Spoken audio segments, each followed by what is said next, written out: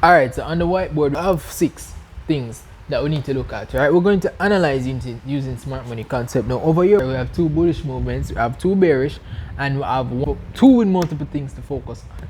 So after we analyze these, we're going to then look at retail liquidity engineering. Now, that is something that is very important, so I have to do this after, and then we'll do the strategy. Right here, we have 2 candlesticks. Firstly, let me say this, you guys should know by now that every single candlestick on the MT4 represents the time frame that you are on. Right? So if you're on the 1 hour time frame, then each candlestick represents 1 hour. It lasts for 1 hour. Right? So every hour you check the new candle forms. For 4 hours, every 4 hours the candlestick changes. Right? So if you're analyzing this right here on the 4 hour time frame, this is how you would trade it. Right? This right here is a bullish order block. How do you know that? It is the last bear candle before the buy move. So you would highlight this as your order block. I use body to body, some use wick to wick, right? So this is your order block. Now you can focus on the equilibrium of the order block, right? Which is something that is important. The equilibrium of the order block would just mean halfway. The balance, the equal zone of the order block. You can use the Fibonacci to actually identify from the bottom to the top, and you get the halfway point to identify, call it the equilibrium, right? So you need to put jottings on a chart while you're analyzing. So you put a horizontal line or horizontal ray, and you put order block equilibrium. You can edit the box and put in certain notations to say this is your 4 hour bullish order block or 4 hour untested order block, etc. So this order block was untested, right? Why is that? When the bear candle form, the bullish candle rise above it, forming this is now considered order block, because after the formation of the bearish candle, the bullish candle rise above. Now, what you're waiting on is the retest of this, right? You want the market to come back and test this so you can buy. So if it's a 4 hour time frame, then when the market comes back to your order block, you could, go to the 15 or etc. to check to see if you can see some breakup structure or something within that to actually say, all right, I'll take the market upwards, etc. So what you're expecting is that the market come back to this order block to then buy, right? It's simple as that. Simple as that. It's a 4 hour, right? Now down here also another bullish movement, right? The market creates an object. It was coming down before, and now the market start creating impulse movements. It's high volume candle. So what we're seeing is that when you're looking at the chart, you should identify these things. Remember, write down the certain notations, right? So you have this here is an order block. Notice this is not an order block. It is the last bear candle. So this is the last bear candle. You're highlighting this one, saying right. 4 hour order block, 1 hour order block, untested, right? It is untested because the market did not come back to trade into it before rising. The market needs to do these things, right? So if the market did not come back to test this, then sooner or later it will come back to trade into that level, right? So you don't have to worry. So the market is going up and up and up, and these are things that you can find to actually get a bias as well as an entry using the smart money concept we have analyzing. Right, so you then see that the market is buying, it's going away.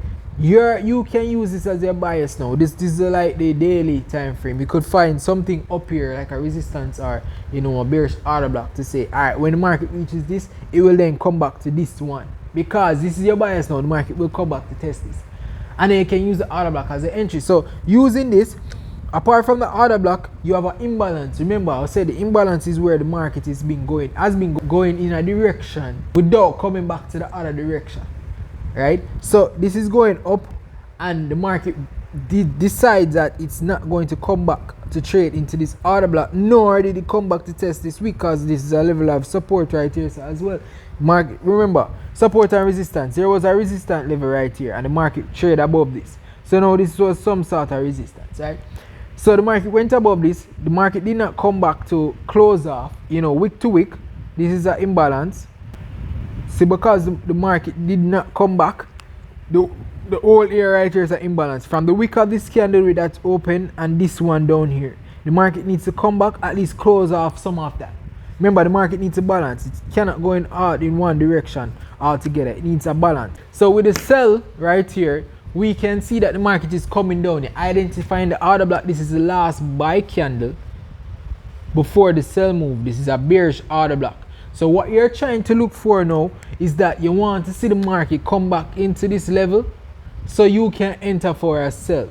I know, of course, you have to be careful, watch your rejections, look for structure on a small time frame being broken, etc.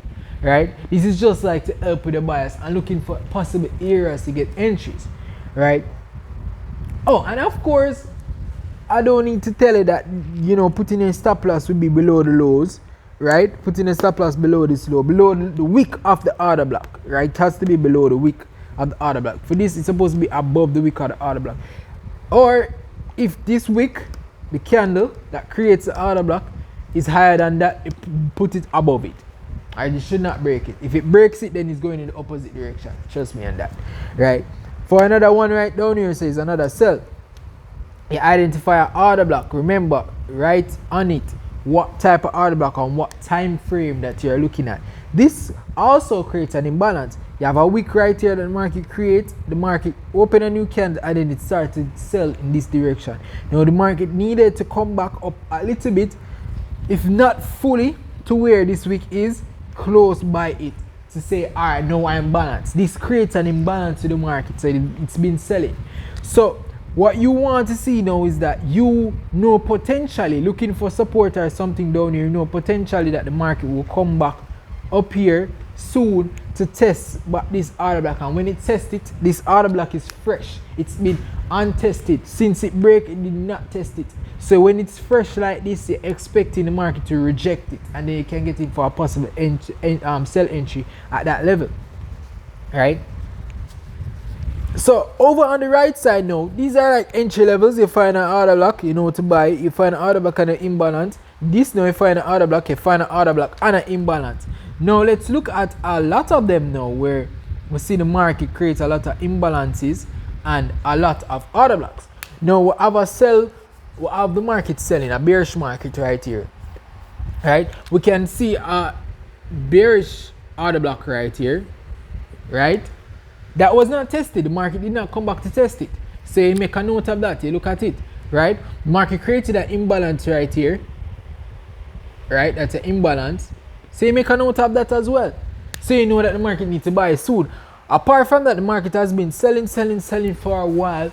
So that's an exhausted market. It's oversold. That is an indication of a buy soon. Right? So the imbalance here, the order block that wasn't tested right here. The market has been selling. You have another order block right here. Right, to identify. The market it's coming back up, right? It didn't test it before this buy candle right here. The market did not test it, so it was selling again. And then now look at this. This creates a bullish order block. No, because after the sell candle was formed right here, the market trade above this, creating a bullish order block. So looking at this now, you have the imbalance here, you have the bearish order block here. Right? You have another bearish order block right there, and the imbalance was created right here. Then now when the market created this bullish order block, what are you thinking in your mind? That the market will buy? No. So what you should look for now is a possible entry. And where would you get that entry? You get the entry right here in this order block. So after the market buy like this, you expect that the market to come back into this order block to test it. After testing this, you expect some sort of movement to this order block now. Then the market come back to this order block now and test it. Of course, it's going to be rejected because it is fresh. So we could see a possible continuation further down, and then it could possibly come above higher to eventually come to this. But if not, and the market decides to test this, reject, and then go above it, and then reject and then go above, it's coming back to this order block. So use these things to help with your bias as well as your entry. This is all I'm saying. But you need to identify them on the chart. You have a bullish one right here now. Right? We have identify a bullish order block right here. So first, the market trade above the bear candle. So now it's a bullish order block. It did not come to test it. Plus we have an imbalance here right here. Right? So we have an imbalance here. We have an untested order block and the market is still buying. We have another order block right here. Right? So what you're thinking in your mind, right? This also creates an imbalance. right here, creates an imbalance, right? So what you're thinking in your mind that yes, the market is buying. No, you won't just try to sell. You wait until the market finds some resistance, find like a bearish order back to the left of the screen or something. Then know when the market switch trend or break structure or something like that, then now you can say, all right, when the market come back, you could see something like this. Market come back, test this order back, it wasn't tested before, so it's going to give some sort of rejection, right? Then when it give that rejection, it could possibly come down lower, close off this imbalancing, give some rejection again. Then now it come back down, close off some imbalancing, give some rejection again. Then it eventually come back into this. Then it can possibly buy. It all depends. So these are things that you need to use to mark on a chart, right? It is important. So let's look at retail liquidity engineering. Now this is something that is very important. I remember telling you that the market entices traders to go a particular direction, then it manipulates them. Look at this. Of these things to take place a lot in the market. So we have a double top, we have a double bottom, we have an inverted head and shoulder, and we have a head and shoulder, right? These things happen a lot with the market. Now these are geometric patterns that everybody simply use them, identify them, and they're right there in the face on Google, on YouTube, etc. I'm going to tell you now that every single one of these, they work and you can trade them. It's very important, they work, right? They are a part of the strategy that I'm showing you guys. But the important aspect to this is that, you see, when the market creates this head and shoulder, the market entices sells. Oftentimes the market go against these, right? After you see like the next shoulder forms and the market comes down, the market tends to do this afterwards, right? Because people are trying to sell this head and shoulder. For the inverted head and shoulder, after the market creates this the right shoulder, right, it oftentimes sells, right? It's like a manipulation sort of thing. The geometry pattern, this should sell, push the market down, this should buy, but instead it turn around, right? This is retail liquidity engineering. Double bottom and double top, these are things where that happens a lot in the market. People like to see this, saying, oh, it's a strong support. Up to this point, I still hear people saying trading this for a buy, etc. Yes, it's good, you still get the buy. But what is happening is that it's enticing people to buy, so it can then go do something like this. Now I like to call this relatively equal lows, right? Because it's relatively equal. When you have relatively equal lows, people like to put their stop loss below them. And then what the market do? Seep into those. Now this, of course, is an entry level to, entries and exits, which we're going to get into further down, right? But I need to show you guys this in smart money concepts, because what will happen is that when you see these things and the market creates these and enter for the buy, smart money is going to push the market down fast to take out the stop loss down here. Smart money is going to push the market up fast to take the stop loss orders up there, right? These are created to entice traders. That is why it's called retail liquidity engineering, because retail perspective of trading is trading head and shoulders, inverted head and shoulders.